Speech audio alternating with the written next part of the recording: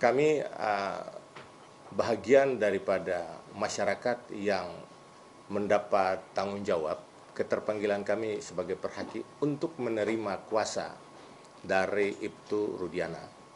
Saya ingin menyampaikan yang pertama terkait dengan tudingan bahwasanya almarhum Eki ini masih hidup, ya, karena kita lihat banyaknya tudingan-tudingan almarhum ini sebenarnya masih hidup. Itu adalah hoax dan fitnah. Eki bukan anak kandungnya Bapak Rudiana. Itu udah apa-apaan.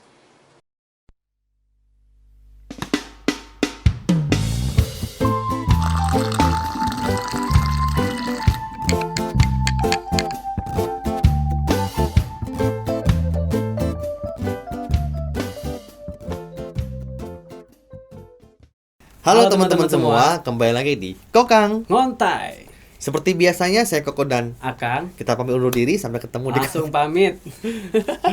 Nah, teman-teman selamat datang kembali di Kokang Journey. Ya. Hari ini kita mau melanjutkan pembahasan terkait kasus Vina dan Eki. Ya. Lagi-lagi nggak tahu mau sampai kapan kita bahas ini.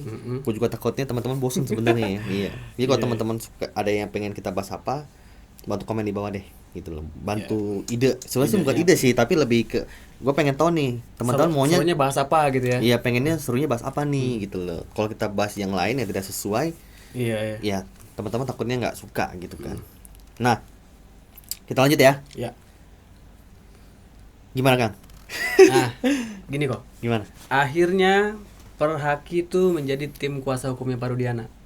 Seperti kita tahu kan, mereka ini kan sekarang ini concern sama jadi tim TPF ya. Ya. Ya, sekarang berubah bentuk menjadi kuasa hukumnya Pak Rudiana. Ya.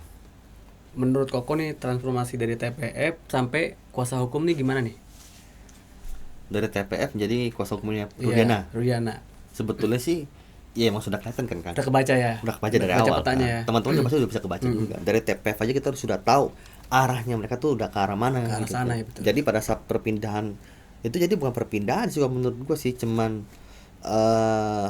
lebih apa sih, istilah kasar kayak lebih menebalkan aja gitu loh bahwasannya mereka itu sekarang posisinya benar-benar emang terlihat sangat jelas sekali emang membela Pak Rudiana gitu. Iya. Kalau awal-awal kan mereka seolah-olah masih main di zona abu-abu tuh.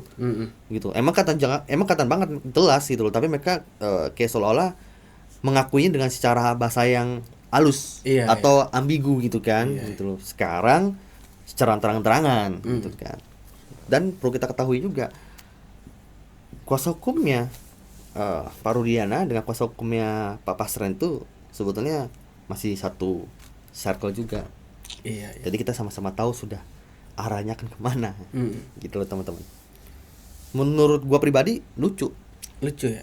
Gue cuma ngerasa gini, gue ngerti statement pengacara kan yang sebenarnya adalah nggak selalu harus membela orang yang benar ya, gitu kan. Gitu loh. Tapi namanya kuasa hukum itu adalah tugasnya mendampingi atau menjadi penasihat hukum bagi para kliennya. Apapun posisinya, mau menjadi yang bersalah atau mau menjadi yang benar, tetap dia punya kewajiban gitu. Cuman pemilihan kata-kata mereka itu atau cara mereka berbicara itu tuh kelihatan bodohnya menurut gue. Aduh. Bodoh sih menurut gue. Iya. Bukan Pak Rudiananya ya, tapi kuasa hukumnya gitu loh. Karena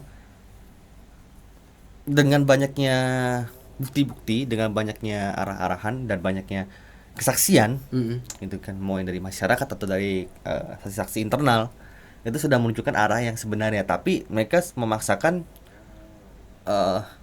wajar sih menurut gue pribadi, wajar karena mereka sebagai pengacara, sebagai lawyer pasti mencari celah hukum kan, untuk meringankan kliennya, gitu loh. Tapi ingat kategorinya meringankan. Kategorinya meringankan ya, bukan membela ya. Bukan membela, maksudnya gini, meringankan bukan berarti membenarkan salah. belok gitu loh. Iya. Maksud gua, gitu loh. Jadi karena kan dia selalu kalau ada bukti-bukti baru atau ada kesaksian baru, mereka selalu patahkan. Iya. Itu tidak benar. Itu hoax. Jadi mereka selalu dikit-dikit memberikan statement gitu maksud gua. Nah, itu yang hati-hati menurut gua. Iya, betul. gitu loh. Kenapa ya, nanti takutnya akan jadi senjata makan tuan. Betul. Ini takutnya seperti itu. Seharusnya diteliti lagi ya, ini bener apa enggak gitu kan. Iya. Itu takut senjata makan tuan. Kalau bicara emang nggak malu gitu kan? Ya nggak mungkin mereka punya malu. Kalau mereka punya malu, ya nggak, karena maksud gua gini Kang. Nggak, ntar dulu, jangan salah paham dulu. Oke. Maksudnya orang-orang yang sudah biasa tampil di publik sudah pasti nggak ada rasa malunya. Oh, secara mental ya. Secara mental gitu loh. Jadi goblok. Nah, jadi Ya. nah, jadi menurut gue pribadi agak lucu sih. Lucu ya. Iya, itu kenapa ketawa sih? Tadi gue ngedengar Mas Caci bingung ya, gitu. Parudiana ini sebagai merasa sebagai korban perlu perhatian hukum gitu kok. Tuh, dan aku mau tambah sedikit kan, sebelakang lanjut.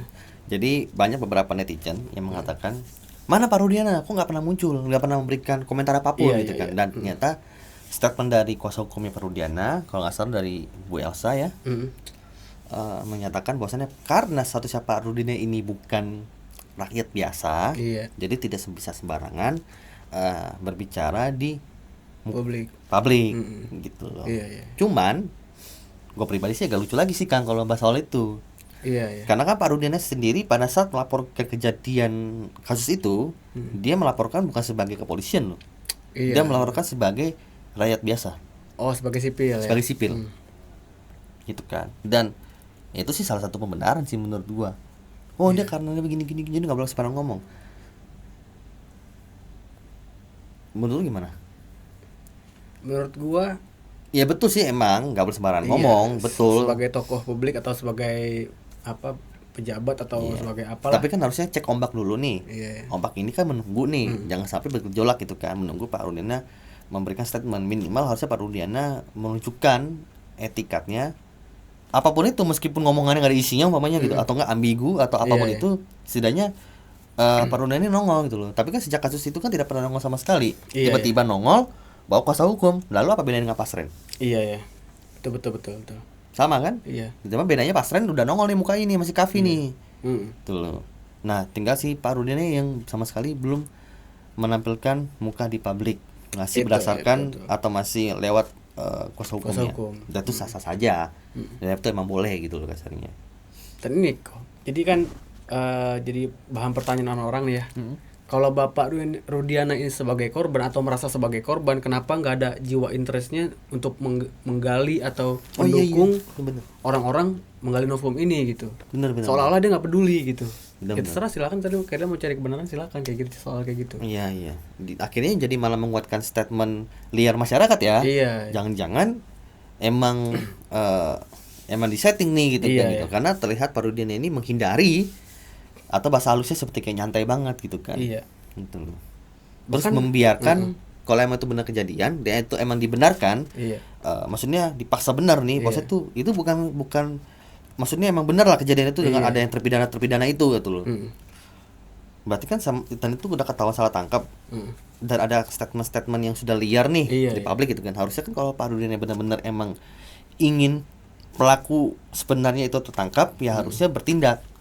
Kalau diam ini kan berarti seperti poin yang kami bilang tadi kan, seperti seolah-olah dia malah seneng dong kalau misalnya pelakunya masih bebas. Iya, kayak gitu. Jadi begitu Pak, bener kata kau. Jadi kayak seolah-olah membiarkan orang itu bebas gitu. Betul. Pelaku sebenarnya. Karena Bapak Rudiana ini melawan arus dari orang-orang yang punya perspektif salah gitu. Bapak Rudiana itu salah gitu. Pertama, orang ini punya perspektif Bapak salah tangkap dan Bapak melawan arus itu. Terus Bapak salah dalam kode etik. Bapak melawan arus itu. Jadi Bapak nggak membiarkan atau meneliti atau mentelaah lagi apa persepsi orang-orang. Dan ini yang ngomong bukan cuma orang biasa ya kok ya. Kayak sama menteri dan orang-orang berpengaruh yang mengomentari ini gitu. Praktisi hukum yang kompeten. Iya, betul. Dalam bidangnya itu juga memberikan statement seperti itu karena emang sudah ngaco kan. Jadi kalau ditanya kenapa Pak Rudiana ini melawan arus, sebetulnya ya atau dia kekeh tetap mesti dengan egonya ya, silakan itu ya. Egonya itu ya karena mungkin kalau gue pribadi mungkin merasa ya karena emang sudah settingan ini seperti itu. Jadi kalau misalkan dia tiba-tiba diikutin arus, wah celaka dia gitu loh. Jadi sebetulnya kayak film Dono sih kalau menurut gue sih Kang, maju kena mundur kena ini sebetulnya. Ingat aja Pak ini. Gitu kan? Iya, iya. Sebenarnya dia kalau mau melawan arus tinggal tunggu waktunya. Kalau dia ikutin arus lebih cepat juga selesainya. Iya sebenarnya. Jadi dia mengulur sebisa mungkin sih menurut gua. Mengulur sejauh mungkin itu loh. Iya. Jadi ya ini sih kayaknya menurut gua sih udah kayak ini sih Kang. Udah kayak orang main judai Oh. istilahnya itu loh. Tarik ulur gitu. Iya, tarik ulur. Jadi dia tahu sebetulnya kayaknya nih kalah nih. Kayaknya gitu loh. Mungkin feelingnya udah kayak begitu. Cuman gimana caranya dia mengulur kekalahan dia nih. Dia mau lihat sampai di mana. Mudah-mudahan ada keajaiban. Tiba-tiba ada miracle datang gitu kan memberikan keajaiban. Dia bisa istilah kasarnya bisa menutupi apa yang dilakukan sama dia. Gitu. Iya. Atau mungkin dia berharap ada isu apa gitu kan yang lebih besar daripada kasus ini tiba-tiba teralihkan. Wah, selamat nih. Oh, gitu. Ya mungkin saja Iya. gitu. Lagi-lagi ini persepsi kita, pendapat kita gitu. Jadi atas apa yang dilakukan oleh Pak Rudiana ini Ya. banyak membuat kekecewaan lah buat banyak pihak gitu ya. Atas kekerasan dari pihak terpidana, Ya. terus keterangan palsu. Ya. Jadi apa ya? Dengan cara Bapak melawan arus inilah akibatnya kayak gitu jadi. Betul. Dan dengan cara mungkin ya. Mungkin ini cara Tuhan ingin membongkar Iya. sebetulnya watak aslinya Pak Rudiana. Iya. Ya, mungkin aja. Iya. Kenapa tidak mungkin? Karena Pak Rudiana istilah kasarnya bahasa ini tuh kok tega gitu. Iya.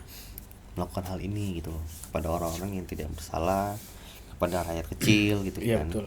Dan melakukan tindakan-tindakan kekerasan yang mungkin secara tidak langsung dilakukan oleh anak buah bapak gitu, Iya, atau mungkin bukan bapaknya gitu ya kasarnya. Tapi sangat disayangkan sekali gitu maksudnya. Anak orang sampai babak belur, Iya. yang notabene nggak tahu apa-apa, nggak ngerti apa-apa, tapi dipaksa untuk harus mengakui perbuatan yang tidak mereka lakukan gitu kan. Iya. Dengan siksaan, bukan hanya siksaan ini ya, bukan siksaan fisik ya, Iya. tapi kayak dikasih makan minum air seni. Oh, mental diserang juga ya. Iya, dan itu kan bisa merusak kesehatan juga kan kalau kayak gitu kan gitu loh. Iya. Aneh-aneh lah maksudnya gitu Iya. kasarnya itu. Itu di luar kewajaran sih sebetulnya Iya. sih. Dan di situ banyak pihak juga kok yang menilai ketidakprofesionalan ya dengan Oh iya, jelas. hal-hal tersebut yang tadi Jelas. kita bahas tadi tuh. Jelas. Dan enggak itu yang ngebahas tidak profesional tuh bukan orang umum, maksudnya bukan sipil biasa gitu. Iya. Seperti mantan kabar eskrim, Iya, purnawirawan, dan tokoh-tokoh masyarakat yang menilai itu betul. banyak kejanggalan dan tidak profesionalan kinerja Pak Rudiana gitu. Banyak plot twistnya kasus ini. Iya. Banyak plot twistnya, dan plot twist yang sebenarnya plot twist yang terbesarnya tuh belum terungkap sampai sekarang. Iya. Tapi meskipun kita sudah ngebaca nih arah-arahnya, cuman belum terbuka aja. Gitu kan, kalau belum terbuka kan kita masih belum bisa apa-apa kan, maksudnya hanya bisa Iya. berasumsi kan gitu loh. Nah, lagi sebetulnya hanya asumsi ya teman-teman. Jadi apapun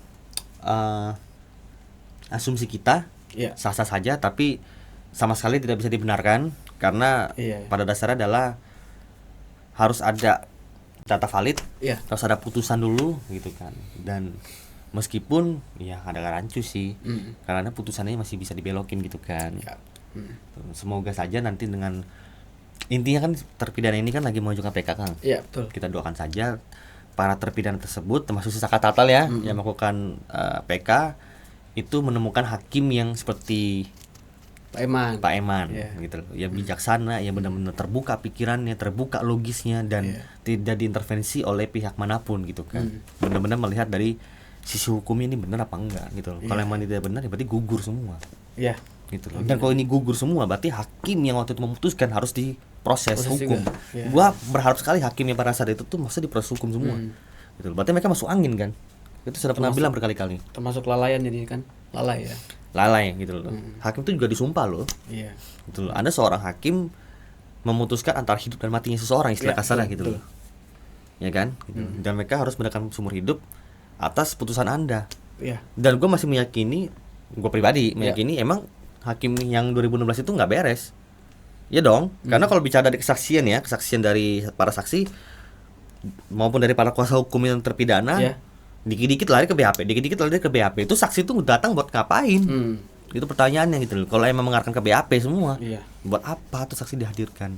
Cuma kayak ini doang, kayak gimmick properti doang. Bener nggak? Betul. Kayak buat pajangan jadinya gitu loh, nggak guna. Kenapa? Karena target utamanya sudah ditentukan. Gimana caranya harus gol. Jadi prosedur itu hanya secara kasar itu ya formalitas lah. Iya. Gitu. Harus hadirkan saksi, ya udah hadirkan aja. Toh nilai kayak ini loh, konspirasi acara-acara kuis atau acara kompetisi, ingat enggak?